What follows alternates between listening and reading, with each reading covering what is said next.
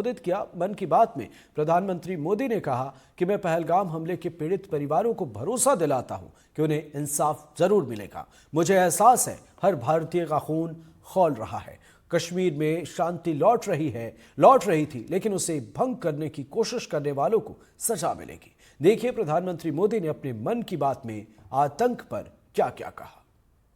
आज जब मैं आपसे मन की बात कर रहा हूं तो मन में गहरी पीड़ा है। 22 अप्रैल को पहलगाम में हुई आतंकी वारदात ने देश के हर नागरिक को दुख पहुंचाया है। पीड़ित परिवारों के प्रति हर भारतीय के मन में गहरी संवेदना है। भले वो किसी भी राज्य का हो, वो कोई भी भाषा बोलता हो, लेकिन वो उन लोगों के दर्द को महसूस कर रहा है जिन्होंने इस हमले में अपने परिजनों को खोया है। मुझे एहसास है हर भारतीय का खून आतंकी हमले की तस्वीरों को देखकर खौल रहा है। पहलगाम में हुआ ये हमला आतंक के सरपरस्तों की हताशा को दिखाता है, उनकी कायरता को दिखाता है। ऐसे समय में जब कश्मीर में शांति लौट रही थी, स्कूल कॉलेजों में एक वाइब्रेंसी थी, निर्माण कार्यों में अभूतपूर्व गति आई थी, लोकतंत्र मजबूत हो रहा था, पर्यटकों की संख्या में रिकॉर्ड बढ़ोतरी हो रही थी, लोगों की कमाई बढ़ रही थी, युवाओं के लिए नए अवसर तैयार हो रहे थे, देश के दुश्मनों को, जम्मू कश्मीर के दुश्मनों को ये रास नहीं आया। आतंकी और आतंक के आका चाहते हैं कश्मीर फिर से तबाह हो जाए और इसलिए इतनी बड़ी साजिश को अंजाम दिया। आतंकवाद के खिलाफ इस युद्ध में देश की एकता, 140 करोड़ भारतीयों की एकजुटता हमारी सबसे बड़ी ताकत है। यही एकता आतंकवाद के खिलाफ हमारी निर्णायक लड़ाई का आधार है। हमें देश के सामने आई इस चुनौती का सामना करने के लिए अपने संकल्पों को मजबूत करना है। हमें एक राष्ट्र के रूप में दृढ़ इच्छा शक्ति का प्रदर्शन करना है। आज दुनिया देख रही है, इस आतंकी हमले के बाद पूरा देश एक स्वर में बोल रहा है। साथियों, भारत के हम लोगों में जो आक्रोश है, वो आक्रोश पूरी दुनिया में है। इस आतंकी हमले के बाद लगातार दुनिया भर से संवेदनाएं आ रही हैं। मुझे भी ग्लोबल लीडर्स ने फोन किए हैं, पत्र लिखे हैं, संदेश भेजे हैं। इस जघन्य तरीके से किए गए आतंकी हमले की सबने कठोर निंदा की है। उन्होंने मृतकों के परिवारजनों के प्रति संवेदनाएं प्रकट की है। पूरा विश्व आतंकवाद के खिलाफ हमारी लड़ाई में 140 करोड़ भारतीयों के साथ खड़ा है। मैं पीड़ित परिवारों को फिर भरोसा देता हूं, उन्हें न्याय मिलेगा, न्याय मिलकर रहेगा। इस हमले के दोषियों और साजिश रचने वालों को कठोरतम जवाब दिया जाएगा। पहलगाम हमले के बाद आतंक पर करारा प्रहार जारी है। कश्मीर घाटी में 6 दिनों के अंदर 10 आतंकियों के घर जमींदोज कर दिए गए हैं। वह इस बात का ऐलान हो चुका है कि एनआईए इस मामले की जांच करेगी। लोकल कनेक्शन ढूंढे जा रहे हैं। पहलगाम हमले पर एनडीटीवी के बड़े खुलासे लगातार जारी हैं। देखिए हमारी सुपर एक्सक्लूसिव रिपोर्ट।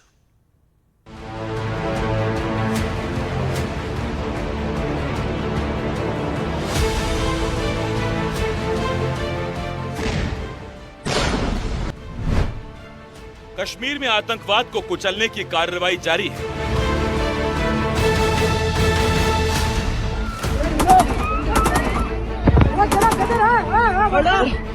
पहलगाम के बैसरन घाटी में 22 अप्रैल को आतंकियों ने 26 पर्यटकों पर अंधाधुंध गोलियां बरसाकर हत्या कर दी।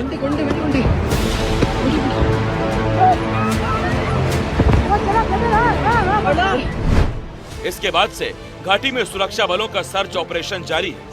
सुरक्षा बलों ने घाटी में पिछले 3 दिनों में 10 आतंकियों के घर ब्लास्ट से उड़ा दिए। ये सभी स्थानीय आतंकी बताए जा रहे हैं। आदिल हुसैन ठोकर अनंतनाग का रहने वाला है, लश्कर तैयबा से जुड़ा है। आसिफ शेख त्राल का रहने वाला है, लश्कर तैयबा से जुड़ा है। शाहिद अहमद कुट्टे शोपियां का रहने वाला है, लश्कर से जुड़ा है। जाकिर अहमद गनई लश्कर से जुड़ा ये आतंकी कुलगाम का रहने वाला है। एहसान उल हक पुलवामा का है, लश्कर से जुड़ा है। आमिर नजीर वानी अवंतीपोरा का है, ये जैश ए मोहम्मद नाम के आतंकी संगठन से जुड़ा है। जमील अहमद शेर गोजरी बांदीपोरा का रहने वाला है, 2016 से एक्टिव बताया जा रहा है। आमिर अहमद डार शोपियां का है, लश्कर तैयबा से जुड़ा है। अदनान साफी डार जैनपुरा का रहने वाला है और DRF से जुड़ा है। वहीं फारूक अहमद तेडवा कुपवाड़ा का रहने वाला है और ये भी लश्कर तैयबा का आतंकी है। सुरक्षा बल लगातार आतंकवादियों के खिलाफ कार्रवाई कर रहे हैं और अब तक पिछले 6 दिनों के अंदर 10 आतंकवादियों के घर जमींदोज कर दिए गए हैं। कई आतंकवादियों के घर विस्फोट से जमींदोज किए गए हैं तो कुछ के यहाँ आईडी मिला है और आईडी डिफ्यूज करने के दौरान धमाका हुआ जिससे उनका घर जमींदोज हो गया है। सुरक्षा बल आतंकियों के वजूद को मिट्टी में मिलाने का काम शुरू कर चुके हैं और 10 आतंकवादियों के घरों को जमींदोज कर दिया गया है।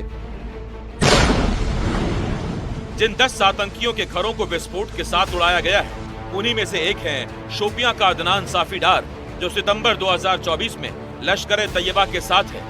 हमारी टीम सुरक्षा एजेंसियों की मदद से उसके घर तक पहुंची, लेकिन जब हमारी टीम उसके घर पहुंची तो वहां का एक कमरा तब तक सैनिटाइज नहीं किया गया था। इस कमरे में हरे रंग के एक बॉक्स में विस्फोटक रखा हुआ था। एक घर है, ये है आतंकी अदनान साफी डार का। यहाँ सुरक्षा बल सर्च ऑपरेशन करने आए थे। तमाम घरों में यहाँ पर सर्च ऑपरेशन किया गया। उसी दौरान आतंकी के घर की तलाशी ली गई। आप देखें कि यहाँ पर तलाशी लेने के दौरान यहाँ जोरदार धमाका हुआ और ये पूरा घर जमींदोज हो गया है। ये जो अदनान है ये 2024 सितंबर के महीने में ये लश्कर तैयबा के मॉड्यूल में शामिल हो गया था और तब से यहाँ से गायब है। तो ये पूरा घर जो है एक जोरदार धमाके के साथ जो है पूरा जमींदोज हो गया है। पहलगाम में हुए आतंकी हमले की जांच अब राष्ट्रीय जांच एजेंसी यानी NIA ने औपचारिक रूप से अपने हाथ में ले ली है। ये कार्रवाई केंद्रीय गृह मंत्रालय के आदेश के बाद की गई। NIA की टीमें लगातार मौके पर डटी हुई हैं और अब सबूत जुटाने की प्रक्रिया को और तेज कर दिया गया है। उन स्थानीय आतंकियों की तलाश की जा रही है जिनके हाथ पाकिस्तानी आतंकियों से मिले होने का शक है। पर्यटक का कत्ल सिर्फ LOC के पार से आए पाकिस्तानी आतंकियों का काम नहीं था। सिर्फ रात के अंधेरों में स्मगल्ड हथियारों की कहानी नहीं थी। ये इसलिए मुमकिन हुआ क्योंकि कश्मीर के कुछ लोगों ने दिए गए भरोसे का खून किया। कश्मीर के कुछ लोगों ने अपने मेहमानों को उन हथियारों के हवाले कर दिया जो तबाही लाने आए थे। पहलगाम आतंकी हमले के बाद सुरक्षा एजेंसियों ने 14 स्थानीय आतंकवादियों की लिस्ट भी तैयार की है जो पाकिस्तानी आतंकवादियों की मदद करते हैं। ऐसे लोग तलाश और धरपकड़ के लिए जम्मू कश्मीर में अलग अलग जगहों पर छापेमारी की जा रही है। ऐसे लोगों की तलाश और धरपकड़ के लिए जम्मू कश्मीर में अलग अलग जगहों पर छापेमारी की जा रही है। आतंकियों का नेटवर्क खत्म करने का अभियान जारी है। Bureau report, NGTV India.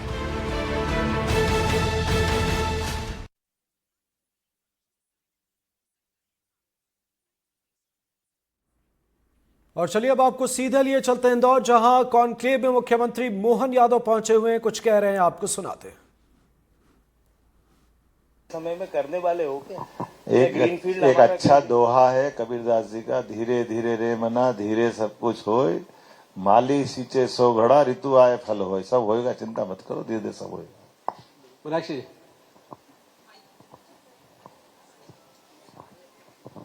मुख्यमंत्री जी, निवेशक तो आप कोरिया, जापान सभी बहुत सारे बड़े शहरों से ले आए हैं। अब आपका क्या प्लानिंग है, स्पेशली मध्य प्रदेश के जो छोटे शहर हैं जैसे नर्मदापुरम है, शहडोल है, इन जगह टैलेंट पूल को कैसे लाया जाएगा?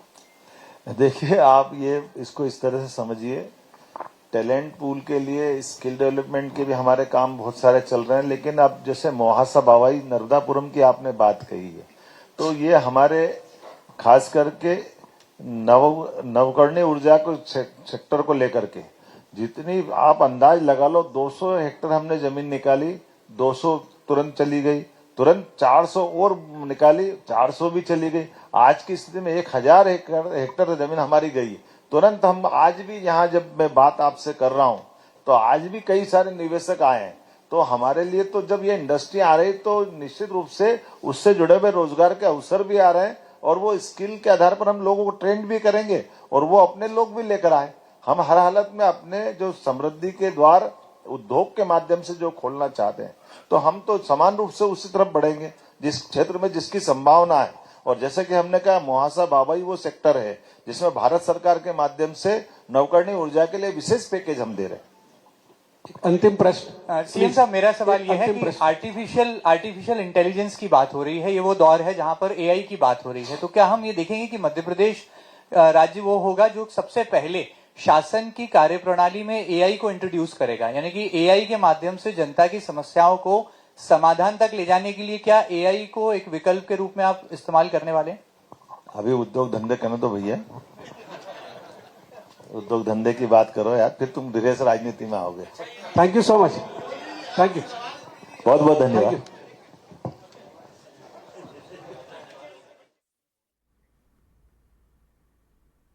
जम्मू कश्मीर के पहलगाम में आतंकी हमले के बाद पाकिस्तानी नागरिकों को उनके देश भेजने का काम तेजी से किया जा रहा है। केंद्र सरकार के आदेश का पालन करते हुए कई राज्य सरकारों ने उनके राज्य में मौजूद पाकिस्तानी नागरिकों को वापस पाकिस्तान भेज दिया है। हालांकि अभी कुछ और कदम उठाने बाकी है। देखिए रिपोर्ट।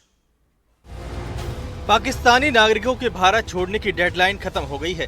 केंद्र सरकार के निर्देश पर सभी राज्यों ने अपने इलाके में अभियान चलाया और सभी राज्यों में रह रहे पाकिस्तानी नागरिकों को वहां से वापस भेजा। अटारी बॉर्डर पर पाकिस्तानी नागरिकों की लंबी लाइन लग गई। इन्हें भारत सरकार के अल्टीमेटम के बाद पाकिस्तान वापस भेजा जा रहा है। पहलगाम में हुए आतंकी हमले के बाद केंद्र सरकार ने बड़े फैसले लिए थे। ये फैसला उन्हीं में से एक था। जिन लोगों को लौटना पड़ा है उन्हें कुछ समझ नहीं आ रहा कि करें क्या। 2007 आज तक पासपोर्ट ऐसा नहीं हुआ कभी, ऐसा कभी नहीं थी। वो पहले कोई थी, मेरे बच्चे की शादी है 29 तारीख को, छोड़ के जा रही हूँ बच्चों के वास्ते। हमारे मदर को नहीं जाने देने, इंडियन पासपोर्ट है इसलिए, और माँ के बगैर हम नहीं रह सकते।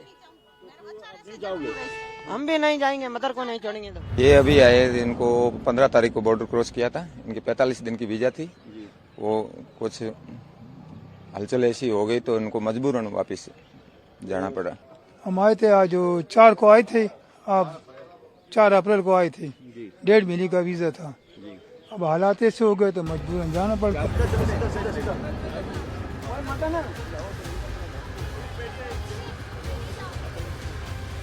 देश के हर कोने से कुछ ऐसी ही तस्वीरें सामने आई है। राज्यों के आदेश मिलने के बाद पाकिस्तानी नागरिकों की पहचान की गई और उन्हें वापस भेजने की कार्रवाई की गई।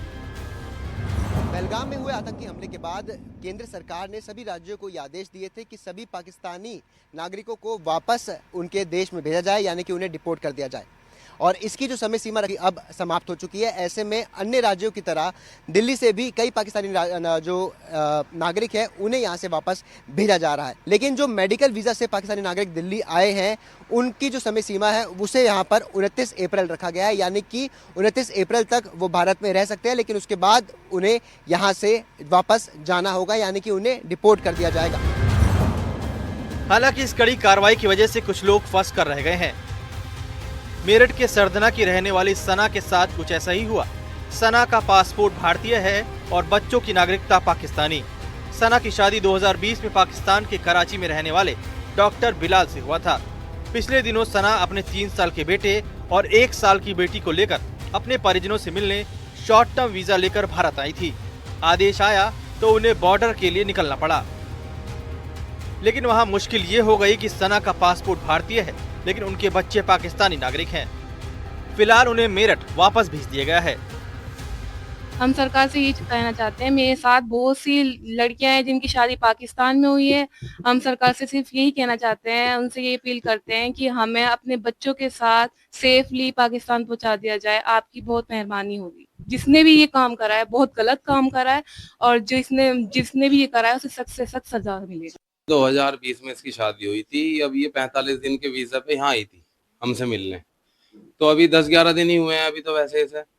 तो वहां से ऑर्डर आया कि 48 दिन में बॉर्डर बंद हो जाएगा, तो इन्हें वापस पूछवाओ। अब हमने यहाँ से दिल्ली से वीजा भी लेकर आए हम इसका, और यहाँ LIU में मेरठ लिखवाया बच्चों को। वहाँ छोड़ने गए बॉर्डर पे, तो वहाँ जाके ये हुआ कि दिक्कत ये आई कि बच्चे ही जा सकते हैं, बच्चे बहुत छोटे हैं, वो अपना आप जा नहीं सकते, और जो इंडियन पासपोर्ट है वो नहीं जा पाएगा पाकिस्तान। तो वहां से उन्होंने वापस कर दिया ये कह के। जानकारी के मुताबिक मेडिकल वीजा पर आए पाकिस्तानी नागरिकों को 29 अप्रैल तक भारत में रहने की छूट दी गई है, लेकिन ये साफ कर दिया गया है कि आतंकवाद के मुद्दे पर अब कोई नरमी नहीं बरती जाएगी। Bureau report, NDTV India. Pahalgam में 22 अप्रैल को बड़ा आतंकी हमला हुआ। यह हमला देश की आत्मा पर था। बैसरनी घाटी जोमीनी स्विट्जरलैंड है, वहां आतंकियों ने सैलानियों को निशाना बनाया। यहां सैलानी अपने जीवन की अनमोल पल जी रहे थे और अचानक परिवारों की जिंदगी बदल गई। लेकिन पहलगाम में अब लोग बेखौफ होकर सड़कों पर उतर आए। उन्होंने आतंकियों और उनके सरपरस्तों को साफ कह दिया है कि हम हिंदुस्तानी हैं और हिंदुस्तान हमारा है। देखिए हमारे सहयोगी शिव अरोर की स्पेशल रिपोर्ट।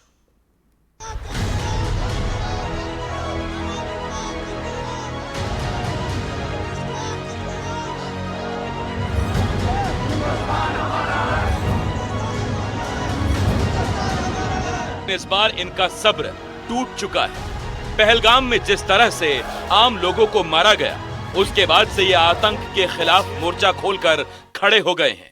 इनका कहना है कि मेहमान हमारी जान है, हमारी जान गई है। जिंदाबाद। कि हमें जो ये सदमा हुआ है इसका हमें बहुत ही अफसोस है। जो ये हमारा टूरिस्ट लोग मर गए, ये उनकी जाने नहीं गई है, ये हमारी जाने गई है। कि ये जो हुआ है इसके पूर्व मंजर तो हमें होनी चाहिए कि ऐसा जो हुआ है फिर से ऐसा नहीं होना चाहिए। कि जो हिंदुस्तान की आर्मी है जो भी है उसके साथ छाना बेछाना हम खड़े हैं। हाँ, जो भी हमारे साथ आज तक हुआ है आइंदा इसके बाद हमारे साथ ऐसा नहीं होना चाहिए। ये जो नारा आप लगा रहे हैं अभी कि हम हिंदुस्तानी हैं, हम हैं हिंदुस्तानी और इंशाल्लाह हम रहेंगे हिंदुस्तानी। और आप पाकिस्तान को क्या बोलना चाहेंगे? पाकिस्तान को यही बोलना चाहते हैं, अगर पाकिस्तान में जिसने भी ये दरिंदा ये बात की है कि इनको कड़ी से कड़ी सजा होनी चाहिए। पहलगाम में हुए प्रदर्शन में हर समुदाय के लोग शामिल हुए। गुज्जर बकरवाल समुदाय के सदस्यों ने भी पहलगाम आतंकवादी हमले के खिलाफ विरोध प्रदर्शन किया। बंद करो, बंद करो। हम गुज्जर बकरवाल लोग यही कहना चाहते हैं, जिस किसी दरिंदे ने भी ये हरकत की है ये इंसानियत के खिलाफ है, इसको उनको कड़ी से कड़ी सजा होनी चाहिए। सबकी एक ही मांग है, दोषियों पर कार्रवाई हो। ये उस बेटी के ऊपर जिस बेटी ने शादी की थी 6 दिन पहले और यहाँ हनीमून मनाने के लिए आई थी, उस बेटी को मैं कहना चाहूंगा, बेटी पहलगाम के लोग आपसे माफी चाहते। हाँ, अगर हम यहाँ होते हम अपनी जान निछावर कर लेते आपके लिए, जिस तरह हमारे आदिल हुसैन ने किया। मैं आपकी वसात से कहना चाहूँगा और उन आतंकवादियों को कहना चाहूँगा, आतंकवादियों सुनो, आपने इस्लामियत के ऊपर और कश्मीर के ऊपर और टूरिस्ट सेक्टर के ऊपर जो छुरा गोपा, हम लोग कश्मीर के लोग छुरा निकाल के आपके पेट में वापस भिगो देंगे और आपको बता देंगे पाकिस्तान को, जिसकी रोटी इसी पे चलती है, हिंदुस्तान में जो है जब हालात खराब करता है उसकी रोटी चलती है। मैं मोदी साहब को कहना चाहूँगा, मोदी साहब आप देश के प्रधानमंत्री, सक्षम प्रधानमंत्री है, आप विश्व गुरु बनाना चाहते थे हिंदुस्तान को। जिस तरह आपने पाकिस्तान को सबक सिखाया है, आज 140 लाख कश्मीर, जम्मू कश्मीर के लोग, उसके साथ साथ 140 करोड़ देशवासी नजरे थान के बैठे हैं कि कब मोदी साहब उन आतंकवादियों तक पहुंचेगा, उन आतंकवादियों को न्यूट्रलाइज करेगा। पहलगाम एक बहुत बड़ा टूरिस्ट सेंटर है, यहाँ हजारों लोग पहुंचते हैं। 22 अप्रैल को हुए हमले के बाद यहाँ के लोग हालात सामान्य करने की कोशिश कर रहे हैं। दुकानें खुली दिख रही हैं, हालांकि कुछ के शटर डाउन है। भीड़ भी ज्यादा नहीं है, लेकिन जिस तरह से स्थानीय लोग सड़कों पर हैं, वो आतंक के मुंह पर एक करारा तमाचा है। पहलगाम में शिव अरूर के साथ bureau report, NDTV India.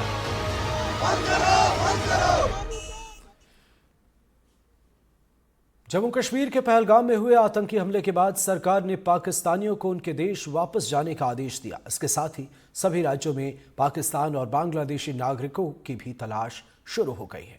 Ratlam में भी प्रशासन ने बांग्लादेशी नागरिकों की तलाश में लोगों के दस्तावेज खंगाले। देखिए रिपोर्ट। पहलगाम में हुए आतंकवादी हमले के बाद एक तरफ जहां देश में रोष व्याप्त है, वहीं सरकार कड़े कदम उठा रही है। और आप रतलाम में इस वक्त देख सकते हैं जो तमाम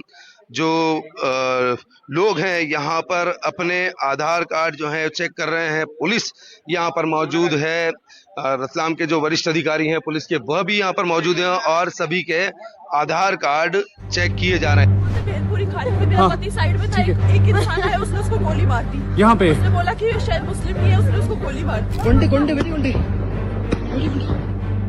पहलगाम आतंकी हमले के बाद देश भर में पाकिस्तानी और बांग्लादेशी नागरिकों की जांच की जा रही है।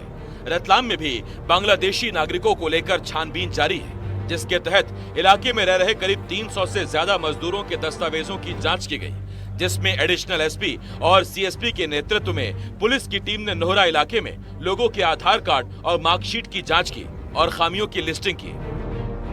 अधिकारियों ने कहा कि दस्तावेजों में गड़बड़ी पाए जाने पर उनके खिलाफ कार्रवाई की जाएगी। इसमें कुछ समय से जो है ये जानकारी प्राप्त हुई थी कि वेरिफिकेशन ऑफ जो है आधार किया जाना है, और कुछ ऐसे वर्कर्स हैं जो बाहर से आके यहाँ पर रुके हुए हैं, तो इन सभी की वेरिफिकेशन की जा रही है कि बेसिकली ये आए कहाँ से। तो इनके पास जो भी लीगल डॉक्यूमेंट्स हैं वो ये दिखा के एंट्री करके जो है इनको रुखसत किया जा रहा है।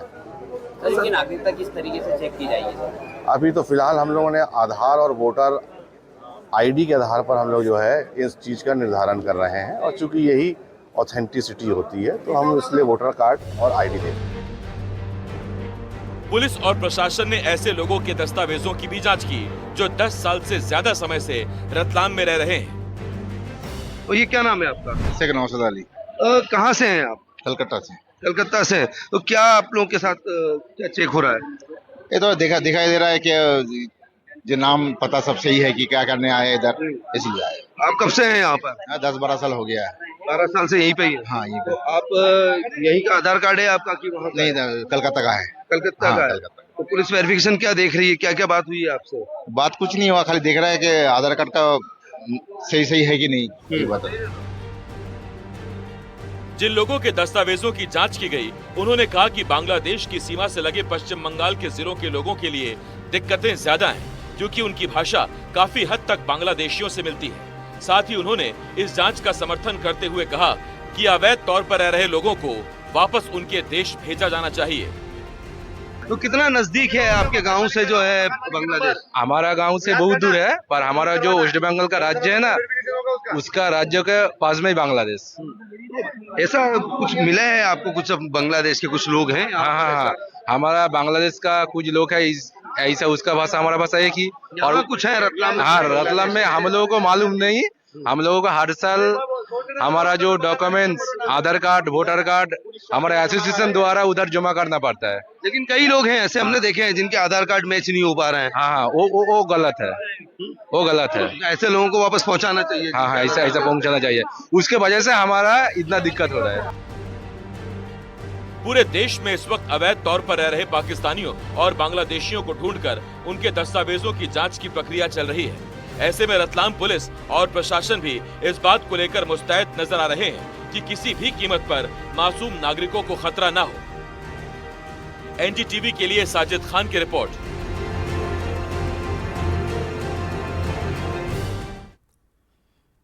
मंदसौर में भीषण हादसे में 12 लोगों की जान चली गई है, जबकि 4 लोग घायल हो गए। नारायणगढ़ इलाके में एक इको कार बाइक से टकरा गई, जिसके बाद बाइक सवारों की मौत हुई और फिर बेकाबू कार सीधे कुएं में जा गिरी। हादसे के बाद इलाके में मातम का माहौल है। देखिए रिपोर्ट।